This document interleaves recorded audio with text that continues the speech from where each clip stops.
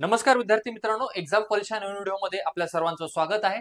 आज सर्वात महत्त्वाची बातमी हीच आहे की 12वीचा निकाल हा 5 मे रोजी दुपारी 1 वाजता जाहीर होणार आहे। तर विद्यार्थ्यांनो, सर्वप्रथम येणाऱ्या या निकालासाठी तुम्हाला एक्झाम पल्सच्या टीमकडून हार्दिक शुभेच्छा। मित्रांनो, आज आपण दोन महत्त्वाच्या गोष्टी या व्हिडिओमध्ये जाणून घेणार आहोत की 12वीचा निकाल हा कसा चेक करायचा आणि सोबतच की क्लास इम्प्रूव्हमेंट स्कीम काय आहे। आता क्लास इम्प्रूव्हमेंट स्कीम कदाचित हा वर्ड आपल्यापैकी बऱ्याच मुलांना माहित नसेल, तर याबाबत देखील आपण या व्हिडिओमध्ये बघणार आहोत आणि सोबतच रिझल्ट कसा काढायचा, कशा पद्धतीने रिझल्ट आपल्याला उद्या 1 वाजता चेक करता येणार आहे, यासाठी कोणत्या ऑफिशियल वेबसाईट्स आहेत, सोबतच कोणत्या गोष्टींची काळजी आपल्याला घ्यावी लागणार आहे पुढील काळामध्ये, या सगळ्या गोष्टी आपण आजच्या व्हिडिओमध्ये जाणून घेणार आहोत।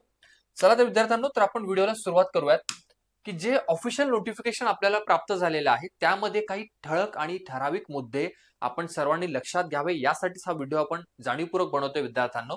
की सर्वात पहिला जो मुद्दा आहे, जो मी तुम्हाला आता सांगितला आहे की आपला जो निकाल आहे 12वीच्या विद्यार्थ्यांचा निकाल 5 मे ला दुपारी 1 वाजता म्हणजे की उद्या हा निकाल लागणार आहे।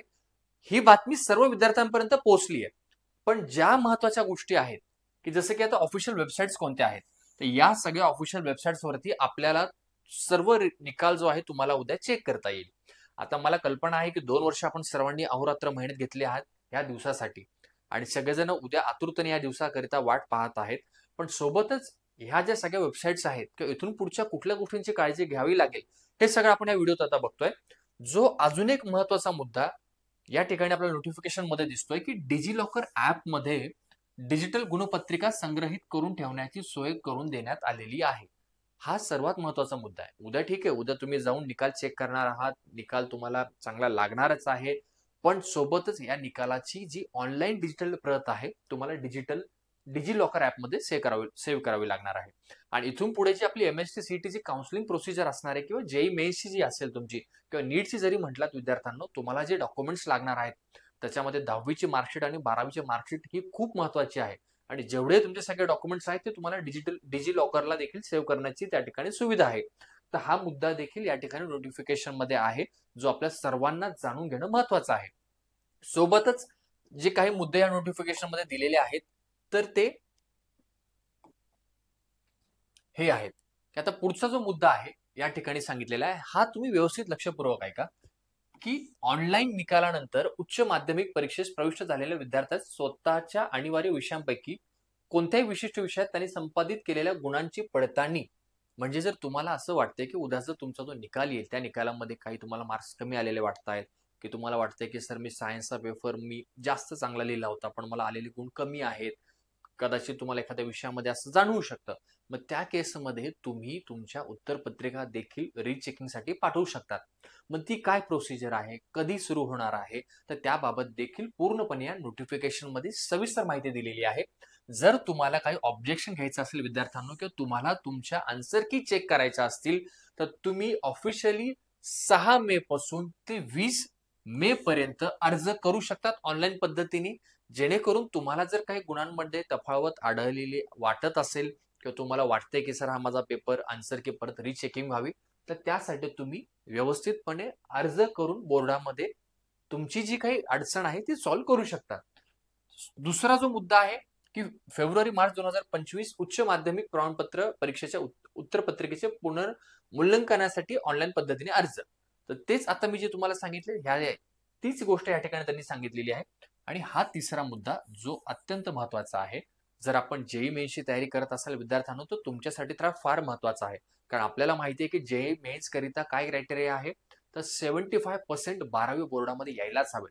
पण बऱ्याच केसेसमध्ये असं आपण बघितलंय की मुलांना कदाचित ज्यावेळेस मार्क्स कमी येतात तर ते इम्प्रूव्हमेंटसाठी जातात। इम्प्रूव्हमेंट म्हणजे काय की 12वीचीच परीक्षा जो विद्यार्थी पास झालेला आहे पण स्कोर इम्प्रूव्हमेंट करण्यासाठी तो पुन्हा एकदा त्या एक्झामला त्या ठिकाणी अपियर होतो, तर त्याच बाबत सुद्धा हा ठळक मुद्दा या नोटिफिकेशन मध्ये सांगितलेला आहे की आपल्याला देखील जो 12वीचा स्कोर इम्प्रूव्ह करायचा असेल, जर 75% पेक्षा जर कमी आले आपल्याला आणि जर आपण जेई ऍस्पायरंट असाल, आयदर आपल्याला एनआयटी साठी आपला प्लॅन असेल, आयआयटी साठी असेल, तर तुम्हाला 100% ठाऊक आहे की सर 75% जास्त मला मार्क येणं गरजेचं आहे। तर त्या विद्यार्थ्यांसाठी तर विशेष करून ही खूप महत्त्वाची बाब आहे की तुम्हाला जून जुलै मध्ये सोबतच फेब्रुवारी मार्च 2026 आणि जून जुलै 2026 म्हणजे जवळपास तुम्हाला 3 अटेम्प्ट्स दिलेले आहेत क्लास इम्प्रुव्हमेंट स्कीमसाठी, ज्या अंतर्गत तुम्ही तुमचा स्कोर वाढवू शकतात. जरुरी नाही की जेईई मेन्सच्याच विद्यार्थ्यांनी यासाठी प्रयत्न करावा. सोबतच कुठल्याही विद्यार्थ्याला या पद्धतीने सुद्धा 12वीचा स्कोर इम्प्रूव्ह करता येतो. पण जर आपण मागील काही वर्षांचा ट्रेंड बघितला तर जेईई करणारा जो विद्यार्थी आहे, ते विद्यार्थी क्लास इम्प्रुव्हमेंट स्कीमचा जास्तीत जास्त फायदा घेतात, कारण त्यांना त्या गोष्टीचा क्रायटेरिया आहे आणि आताच रिसेंटली एनटीएने त्याला मॅन्डेटरी केलेलं आहे. त्यामुळे 75% प्लस आले तरच तुम्हाला जेईई मेन्स किंवा ऍडव्हान्स करिता पुढील काउन्सिलिंग करिता किंवा एक्झाम करिता तुम्हाला पात्र ठरवलं जातं. तर हा सर्वात महत्वाचा मुद्दा आहे, जो की आपल्याला इथे जाणून घेणं गरजेचं होतं. सोबतच जो चौथा मुद्दा या ठिकाणी सांगितलेला आहे की जून जुलै 2025 मध्ये आयोजित करण्यात येणाऱ्या पुरवणी परीक्षेसाठी पुनर्परीक्षार्थी, श्रेणी सुधार व खाजगीरित्या प्रविष्ट होणाऱ्या विद्यार्थ्यांसाठी बुधवार दिनांक हा पण एक महत्वाचा मुद्दा आहे की बुधवार दिनांक 7 मे रोजी पासून मंडळाच्या संकेतस्थळावर ऑनलाईन पद्धतीने आवेदन पत्र भरून घेण्यात येणार आहेत. तर ह्या ज्या गोष्टी होत्या, जे 2 ते 3 गोष्टी, सर्वात प्रथम काय आहे की उद्या आपला निकाल आहे. ऑफिशियल वेबसाईट्स कोणत्या आहेत तर त्या मी कमेंट सेक्शन मध्ये ऑलरेडी टाकलेल्या आहेत. त्या कमेंट सेक्शन मध्ये ज्या लिंक्स आहेत त्या लिंक्सला क्लिक करून आपण उद्या दुपारी 1 नंतर आपला रिझल्ट चेक करू शकता. सोबतच दुसरा मुद्दा होता की जर आपल्याला गुणांमध्ये काही तफावत आढळली असेल, काही आपल्याला वाटते की सर माझा स्कोर इम्प्रुव्हमेंटचे चान्सेस आहेत, तर आपण डेफिनेटली रिचेकिंगसाठी जाऊ शकता.